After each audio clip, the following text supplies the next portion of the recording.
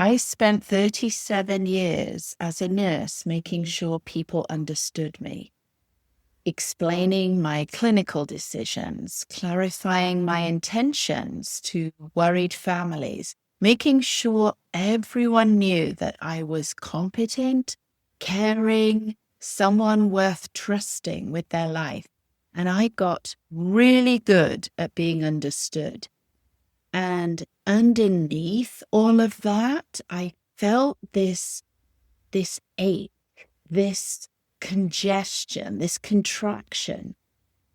Because being understood by other people and understanding myself are two completely different things. But for most of my life, I confused them. So I want you to think about how much energy you spend right now, today, making sure people understand you. Think about the careful explanations, the over-clarifying, the rehearsed responses to questions that you are anticipating before somebody has even asked. That's not what I meant. Let me explain.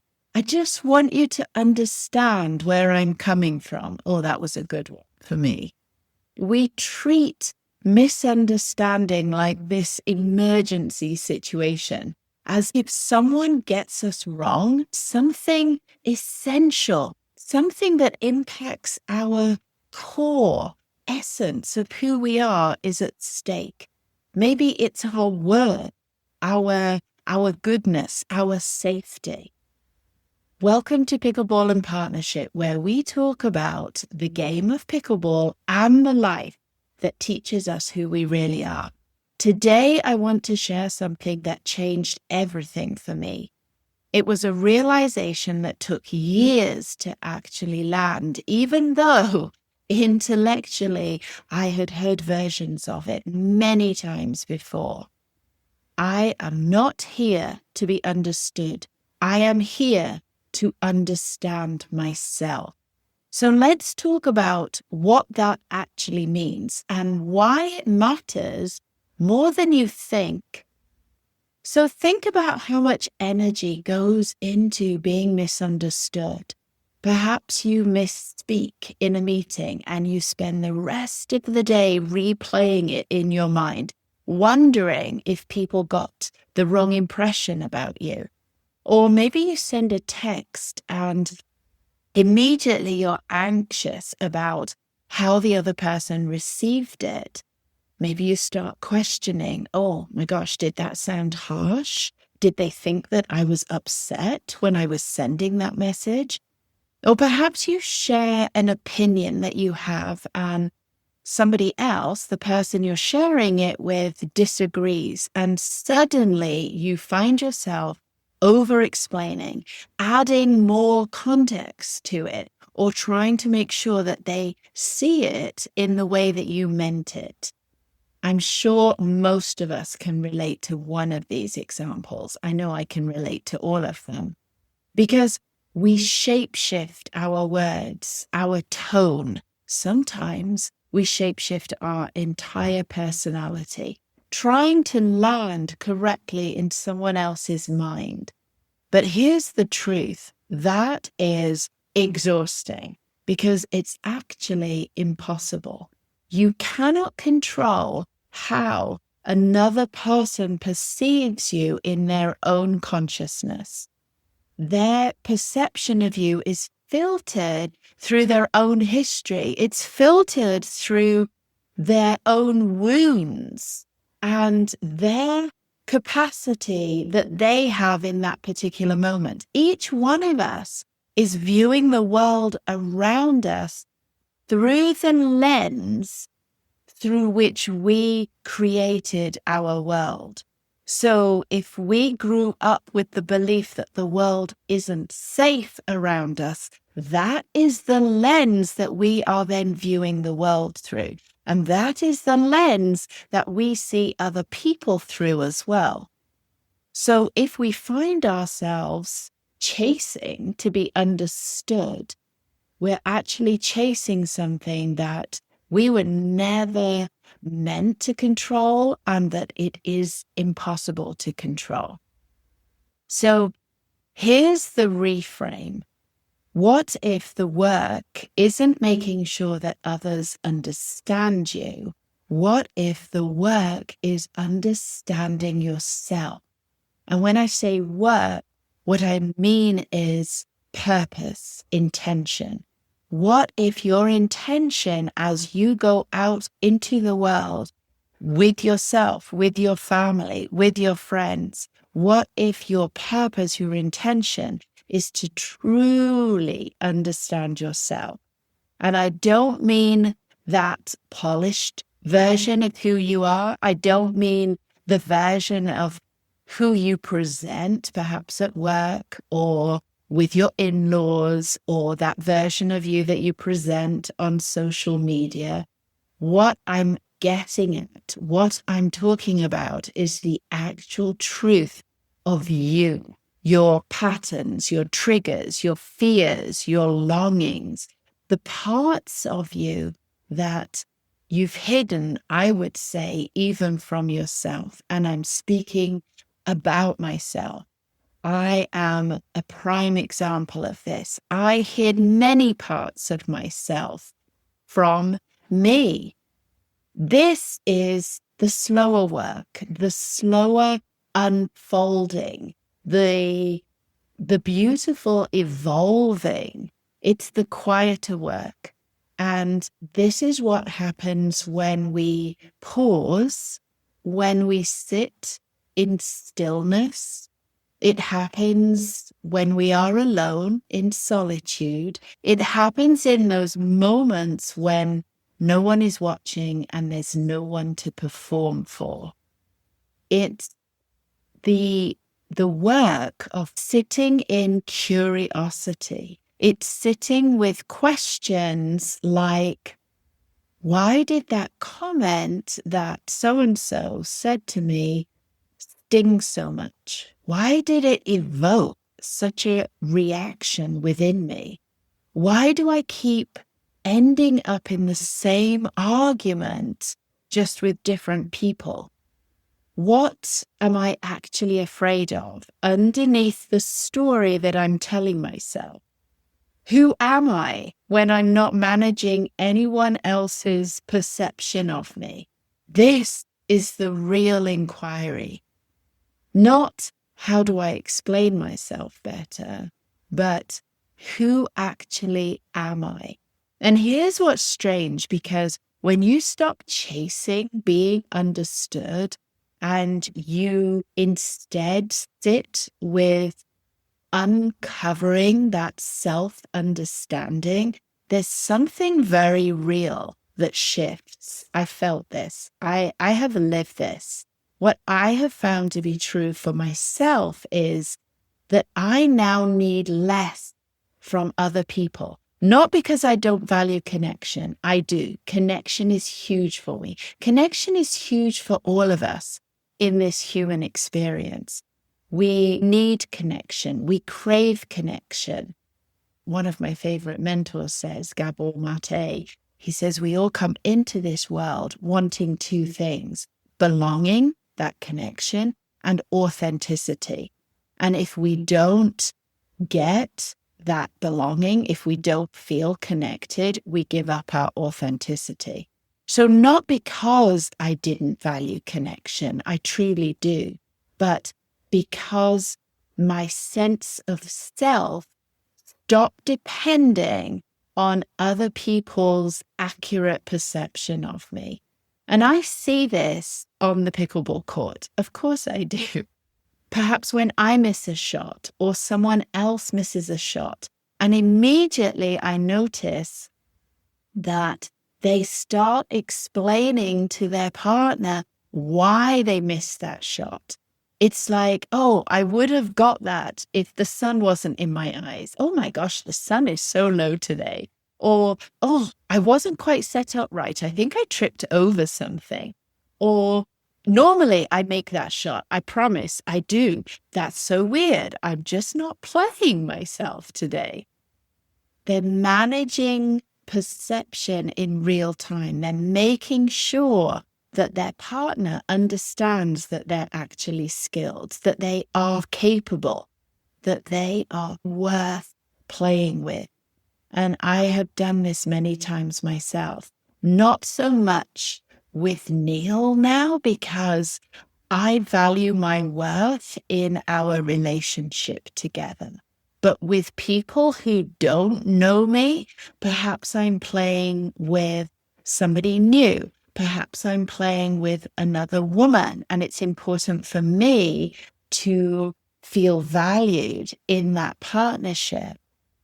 And so I've caught myself as well, perhaps mid-rally, more concerned with how my mistake looked than with what I could learn from it. But what I've noticed is that the players who genuinely improve, the players who transform their game, stop explaining and start observing. And that's what I did. I stopped trying to prove myself to the other person and ultimately to myself. And I started asking myself, what happened in my body right before I missed that shot? And I noticed, was I perhaps tense? Was I distracted? Was I rushing? And so I turned the inquiry, I turned my focus inwardly rather than outwardly. What was it that was going on with me just before I made that mistake? Because I want to pursue this understanding of myself instead of trying to manage how my partner sees me, how they perceive my skill in pickleball to be, how they perceive my skill as a coach to be, how they perceive my friendliness in the line at the coffee shop. And ironically, this is what has made me a better player on the pickleball court. It's what's made me a more open, curious, non-judgmental person. Non-judgmental of myself, but also of other people too. It's that honesty that comes from, yes, uncomfortable self-observation. It is uncomfortable because in those moments, I have felt triggered. I have felt a deep stirring of emotion.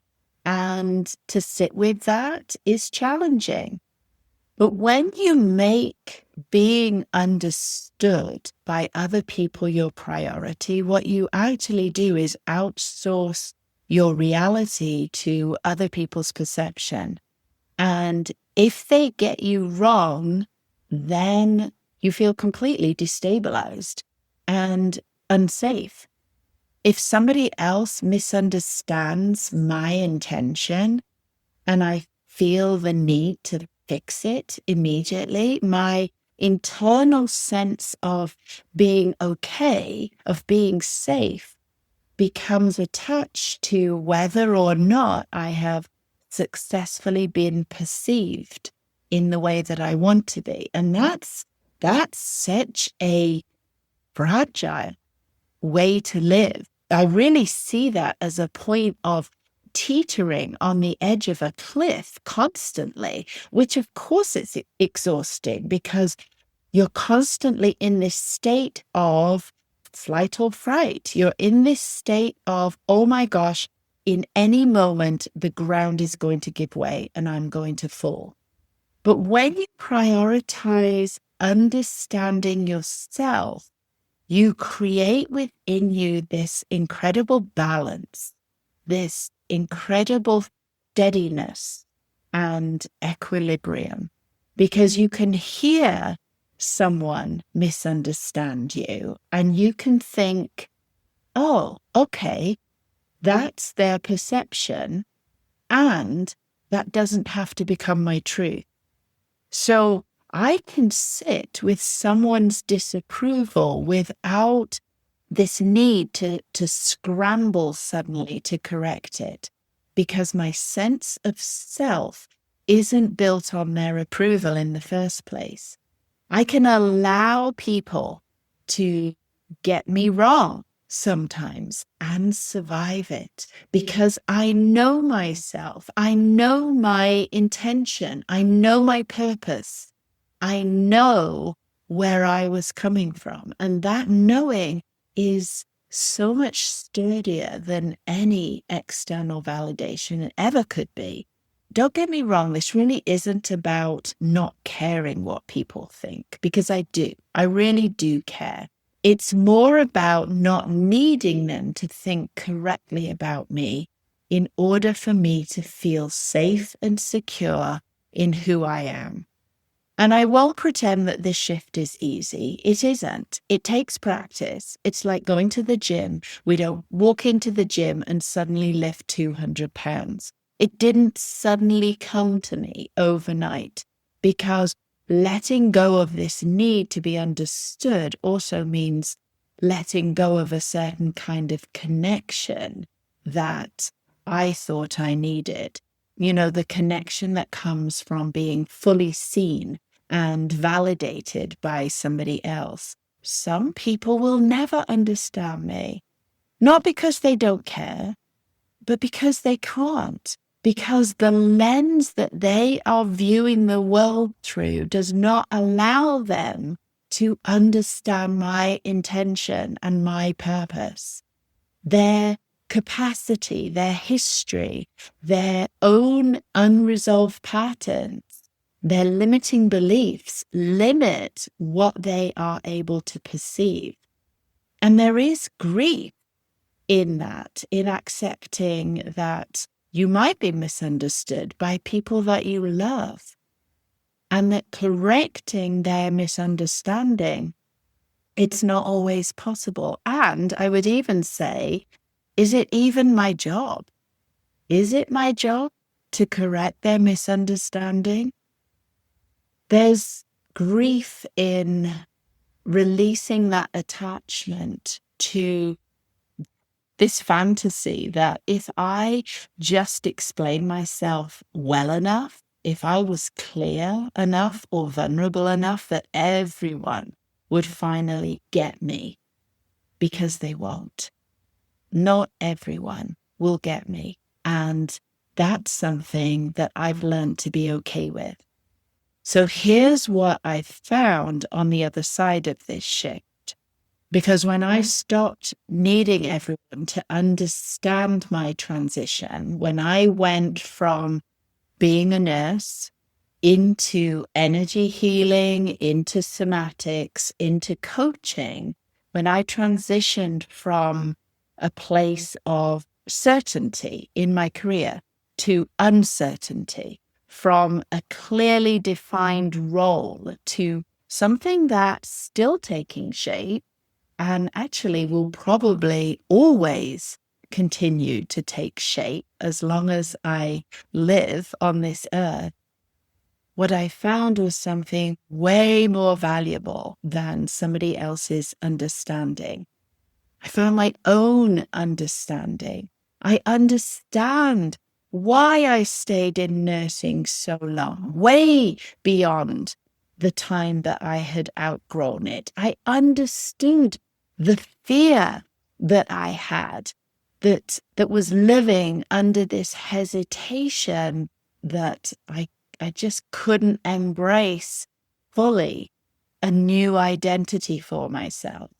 I understood the specific ways that I still perform for others to gain their approval. Even now, yes, I am still evolving and learning and uncovering. Even though I teach this very thing, I hold space for other people to navigate this themselves. That understanding doesn't come from anyone else validating my journey. It truly comes from me turning towards myself with that same curiosity, that same patience and non-judgment that I offer to other people. And that self-understanding is mine. No one can take that away from me simply by misunderstanding me. It exists. It's very much alive in me, despite anyone else's perception. And that is such powerful freedom that previously I didn't know was available to me. So let's practice this together right now. If you're safe to do so, and I love these moments. So if you're able to close your eyes or soften your gaze, take a deep breath in through your nose, filling your belly, and exhale slowly through your mouth. And as you continue to breathe, think of a recent moment when you felt misunderstood. Maybe it was by a partner, a loved one, a friend, a family member, a colleague at work. Let yourself feel that moment again. Feel the frustration. Feel the urge to explain yourself, the urge to correct their perception of you. And now, instead of focusing on what they got wrong about you, I invite you to turn the question inwards and ask yourself, what do I know to be true about myself in this situation, regardless of how the other person saw it? And allow the answer to come naturally. Don't force it.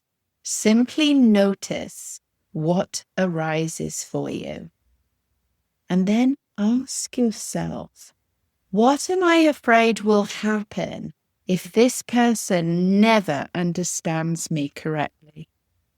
And sit with that fear for a moment without judging it, simply noticing. And finally, ask yourself, can I know myself so clearly that their misunderstanding doesn't have to shake me? And notice what shifts in your body when you consider that possibility. Maybe you notice relief. Maybe you notice resistance. Maybe there's both. And that's okay, because this is a practice. It's not a destination. It's a practice we can do every day.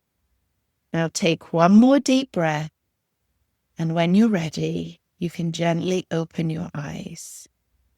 So if you're ready to shift from being understood to actually understanding yourself, here's where you can start. Notice when you're explaining yourself out of anxiety rather than genuine communication, because there's a difference between sharing information and managing another person's perception of you. And learn to really feel that difference in your body. Ask yourself the questions that you'd normally ask other people to answer for you. So instead of asking, do you think I did the right thing? Ask yourself, what do I actually believe about this? Sit with being misunderstood without immediately correcting it. I've tried this. Oh my gosh. And yes, it feels uncomfortable, but practice the discomfort and notice that you survive it. And turn your curiosity inwards. That same generous, non-judgmental attention that you might offer a friend, offer that to yourself. And really allow self-knowledge to become your anchor. Not certainty about who you are forevermore, but this honest awareness of who you are right now, just for this moment, in this season. What I believe to be true now about myself and about all of us is that we are not some jigsaw puzzle that other people need to solve correctly. None of us are this message that needs perfect delivery in order for us to be worthy. We are all inherently worthy. We are whole, we are complex, and we are all evolving. The people who truly matter will make the effort to understand you. And it will be imperfect, and it does take time, but they will. And the people that don't take the effort or the time to understand you, well, their misunderstanding was never yours to fix. It is never our job to be perfectly understood. Our job is to know ourselves so deeply that being misunderstood doesn't shake you anymore. It doesn't rock the boat. That's the real work. That's the freedom. And it always starts with turning inwards, turning towards yourself instead of turning away. So thank you for being here today, for turning inwardly with me, even if just for a few minutes. And if this episode resonated, I wrote a companion piece on my Substack. I'm not here to be understood. And I'll link it in the show notes if you want to sit with these ideas a little bit longer. And if you're in a season where you're working on understanding yourself more deeply, maybe you're in transition, maybe you're tired of managing everyone else's perception of you, I would love to support you. You can find me in the show notes. There's a link to my Instagram. There's a link to my landing page. So until next time, keep turning inward, keep understanding yourself, and let the rest unfold as it will. You are all doing beautifully. If you have read the books, listened to the podcasts, invested in yourself, and built a life that looks pretty good from the outside, but there's still a quiet feeling that something is missing, I am sharing a conversation I had with my friend and fellow coach, Juliet Morton, about something we've been creating together that we are incredibly excited about. It's a 6-month journey for women who are ready to go deeper, not into another course or another list of things they should be doing, but into deeper connection with themselves and with other women. We talk about why we believe transformation happens differently in community, why women need spaces where they can be completely honest and seen, and what becomes possible when we stop trying to hold everything together on our own. We'll also tell you about the retreat we're creating in Whistler and why we believe those 2 days together could be just the beginning. So if you're curious or you simply want to hear 2 women have a very real conversation about connection, courage, sisterhood, and transformation, click the link below for our free workshop. Come for the connection, stay for the transformation.